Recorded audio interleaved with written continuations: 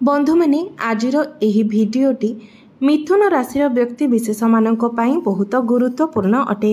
आजिर एही भिडियो रे आमे माने जानिबा मिथुन राशि व्यक्ति विशेष मानक पई एही सेप्टेम्बर 2024 टी किपरि रहिबो। मिथुन राशि मासिक राशिफल उपरे आलोचना करिबा।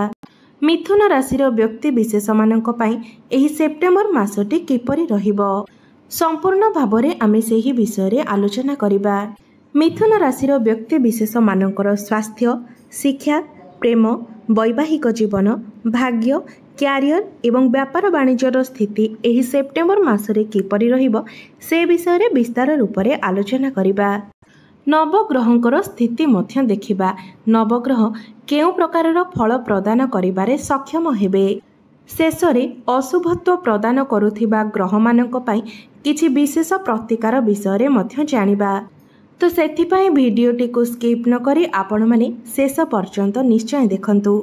तेबे आसंतु आरंभ करिबा एही कार्यक्रमटी को जहाँकि जन्म राशि एवं चंद्र राशि उपरे आधारित अटे। सेप्टेम्बर मास आरंभ रे मिथुन राशि रे नवग्रहंकर स्थिति किपरि रहिबो से विषय रे सर्वप्रथमे जानिबा। तेबे एहा पूर्वरु जदि आपणकर मिथुन राशि होइथाय तेबे भिडियोटी को लाइक करी चैनल टी को सब्सक्राइब करि दियंतु एवं कमेंट बॉक्स रे जय श्री जगन्नाथ निश्चय लिखंतु। तेबे सर्वप्रथमे जानिबा एही सेप्टेम्बर मासरे मिथुन राशि रे नवग्रहंकर स्थिति किपरि रहिबो। बंधु माने राशि चक्रर तृतीय राशि हेउछि मिथुन राशि।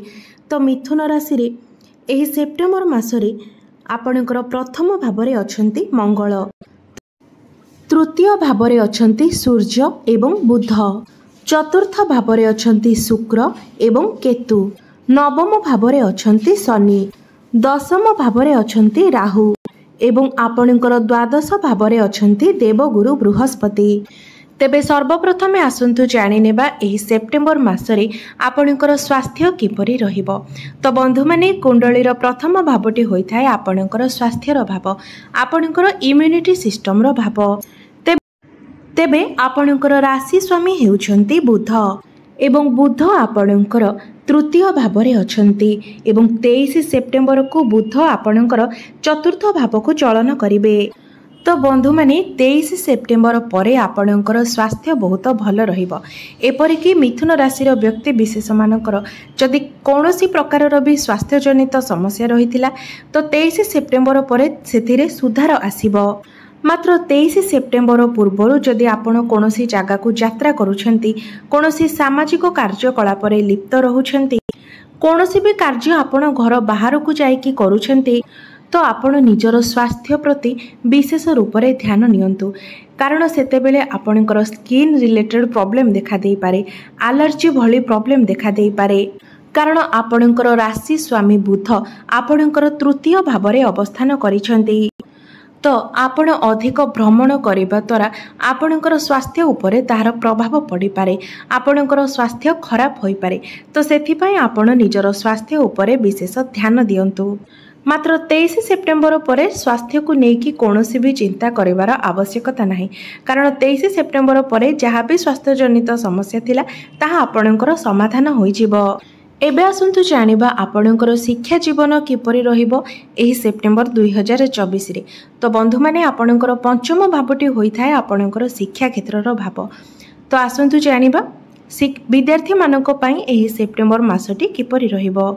आपणकर पंचम भावर अधिपति हेउछंती शुक्र एवं शुक्र आपणकर चतुर्थ भावरे विराजमान अछंती एवं 18 सेप्टेम्बर को शुक्र निजर स्वराशि रे प्रवेश करिवे। आपणकर 18 सेप्टेम्बर परे पाठपढ़ार स्थिति बहुत भल रहिबो। आपणकर जेपरि भी एग्जाम होइथाउ आपण 18 सेप्टेम्बर परे जदि कोनोसी भी एग्जाम देउछंती तो सेथिरे आपण निश्चित रूप से सक्सेस हेबे। मात्र 18 सेप्टेम्बर पूर्व शुक्रंक सहित जेहेतु केतु अछंती तो आपण जहाँ पढ़िथिबे ताहा मध्य भूली जाई पारंती। केतु हेउछंती जणे मुंड विहीन ग्रह, जहाँ फल रे आपण जेते पढ़िथिले मध्य शेष समय रे आपण ताहाको भूली जाई पारंती। आपण पाठ पढ़ारे सेतिकी फोकस करि परिबे नाही। मात्र 18 सेप्टेम्बर पर आपणकर शिक्षा क्षेत्र में जहाँ भी किसी समस्या थिला ताहा समाधान हो जिवो।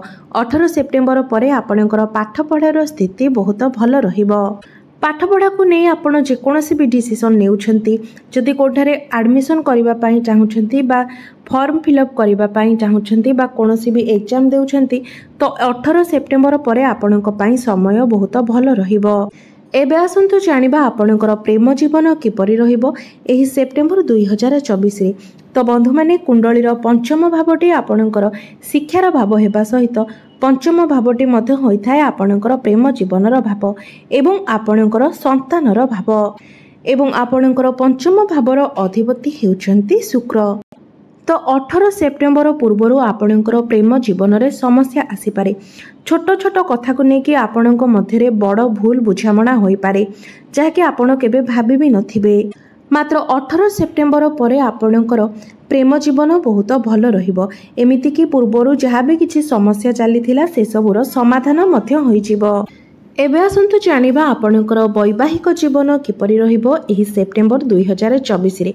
तो बंधु माने कुंडलीर सप्तम भावटी होइथाय आपणकर वैवाहिक जीवनर भाव, आपणकर जीवन साथीर भाव एवं आपणकर सप्तम भावर अधिपति हेउछंती देवगुरु बृहस्पति जे कि आपणकर द्वादश भावरे विराजमान अछंती। तो बंधु माने सप्तम भावर अधिपति जेतेबेले द्वादश भावरे रहिथांती ताको बहुत अशुभ बोली माना जायथाय। यह आपणको शुभ फल प्रदान करि न थाए। एहा व्यतीत देवगुरु बृहस्पति निजर शत्रु राशि रे मध्य अछंती जहार प्रभाव आपणकर वैवाहिक जीवन रे उपरे पड़िबो नचेत आपणकर लाइफ पार्टनरकर उपरे पड़िबो। आपणकर वैवाहिक जीवन रे किछि भी समस्या आसी पारे नचेत आपणकर लाइफ पार्टनरकर हेल्थ रे किछि इश्यू आसी पारे किबा तांकर कैरियर रे मध्य किछि प्रॉब्लम होई पारे। छोट छोट कथा को लेकिन आपणक मध्य आर्गुमेंट होई पारे, कली झगड़ा होई पारे। एमिति कि छोट छोट कथा को लेकिन आपणक मध्य बड़ विवाद उत्पन्न होई पारे। तो बंधु माने वर्तमान गुरुंकर कौनसी राशि परिवर्तन हेबार नाही। तो केवल सेप्टेम्बर मास ही नुहे आगको आहुरी किछि मास मध्य आपणको निजर वैवाहिक जीवन उपरे विशेष ध्यान देबार अछि। एबे आसंतु जानिबा सबुठारु महत्वपूर्ण विषय आपणकर भाग्य, क्यारियर एवं व्यापार वाणिज्यर स्थिति किपरि रहिबो एही सेप्टेम्बर 2024 रे। तो बंधु माने आपणक कुंडलीर नवम भावटी होइथाय आपणकर भाग्यर भाव एवं दशम भावटी होइथाय आपणकर क्यारियर भाव। आपणकर भाग्य स्थान रे शनि विराजमान अछंती एवं निजर स्वगृह रे बकरी अवस्था रे अछंती जहाँकि आपणको शुभ फल प्रदान करिबो कारण शनि निज गृह रे ही विराजमान अछंती। एहा व्यतीत आपणको राशि रे शनिकर 2.5 किंबा शनि 7.5 मध्य कोनोसी भी दोष नाही। शुक्र एवं बुध मध्य केंद्र रे अवस्थान करिवे। तो एही मासटी रे आपण जदि कोनोसी भी शुभ कार्य करबा पई चाहुचंती तो निर्द्वंद्व रे आपण ताहा करि परिबे। जदि आपण कोनोसी बड़ इन्वेस्टमेंट करबा पई चाहुचंती, कोनोसी बड़ जिनिसर क्रय विक्रय करबा पई चाहुचंती, कोनोसी बड़ डिसीजन नेबा पई चाहुचंती किंबा कोनोसी नूतन कार्यर आरंभ करबा पई चाहुचंती तो आपण निश्चय ताहा करि परिबे। भाग्य आपणकर साथ देबो। मात्र शनि जेहेतु बकरी अछंती आपणको सेही कार्य रे टिके समय लागि पारे मात्र सफलता निश्चित रूप रे प्राप्ति हेबो। बंधु माने जदि आमे आपणकर क्यारियर विषय रे कथा हेबा तो आपणकर क्यारियर भावरे अवस्थान करिसंती राहु एवं गुरु आपणकर द्वादश भावरे अवस्थान करिसंती। राहुंकर दशम भावरे विराजमान एवं गुरुंकर द्वादश भावरे विराजमान। एही दुईटी जाक एहा दर्शाउछि जे आपणकर काम कार्य रे मन लागिबो नाही किंबा आपणको कार्य रे सैटिस्फैक्शन मिलिबो नाही। प्रत्येक जिनिस रे आपण कमी बाहर करिवे। मात्र दशम भावरे राहु आपणकर क्यारियर रे परिवर्तन मध्य कराई पारंती। आगामी 6 रु 8 मास मध्य निश्चित भावरे आपणकर कार्य क्षेत्र रे परिवर्तन हेबो एवं जदि आपण संपूर्ण एफर्ट दियंती तो एही मासरे मध्य आपणकर परिवर्तन होई पारे। एवं गुरु द्वादश भावरे रहिथिबा जोगु आपण जदि एमएमसी कंपनी रे चाकरी करिबा पई चाहुथंती किंबा कोनोसी वैदेशिक कंपनी रे चाकरी करिबा पई चाहुछंती किंबा विदेश यात्रा करिबा पई चाहुछंती तो सेथिरे मध्य आपणको शुभ फल प्राप्ति हेबो। एबे आसंतु जानिबा आपणकर व्यापार वाणिज्यर स्थिति किपरि रहिबो एही सेप्टेम्बर 2024 रे। तेबे बंधु माने 23 सेप्टेम्बर परे आपणकर व्यापार वाणिज्यर स्थिति भल रहिबो। मात्र ता पूर्वरु व्यापार वाणिज्य आपणकर अधिक खर्च होई पारे। आपण व्यापार वाणिज्य पाई अधिक भ्रमण करि पारंती। आपणकर चिंता मध्य वृद्धि पाई पारे। तेनु कौनसी ना कौनसी कथा को नहीं आपण सर्वदा चिंतित रहिबे, टेंशन ने रहिबे। मात्र 23 सेप्टेम्बर परे आपणकर व्यापार वाणिज्य जहाँ भी किसी समस्या थिला से सबुर समाधान होइजिबो एवं व्यापार वाणिज्य आपणकर उन्नति एवं लाभ हेबो। तो 23 सेप्टेम्बर परे आपणकर व्यापार वाणिज्यर स्थिति बहुत भल रहिबो। तेबे एही मासरे जहाँ भी किसी अशुभत्व रहुछि आसुछि से सबुर खंडन पाई आपण प्रत्येक दिन बुद्धंकर बीज मंत्रर जप करंतु। ओम ब्राम ब्रिंग ब्रोंग सह बुधाय नमः एही मंत्र को आपण प्रत्येक दिन 108 थर जप करंतु। एहा सहित गुरुंकर बीज मंत्र मध्य आपण प्रत्येक दिन जप करंतु। ओम ग्राम ग्रीम ग्रोम सह गुरवे नमः एही मंत्र को आपण प्रत्येक दिन 108 थर जप करंतु। प्रतिदिन हनुमान चालीसार पाठ करने सहित उदित सूर्य को जलार्घ्य अर्पण करंतु। आपणको शुभत्व प्राप्ति हेब, भाग्य रे उन्नति हेब। बंधु माने आपण मानकर जीवन मंगलमय हेउ, एहा ही ईश्वरंक निकटरे मोर प्रार्थना। धन्यवाद।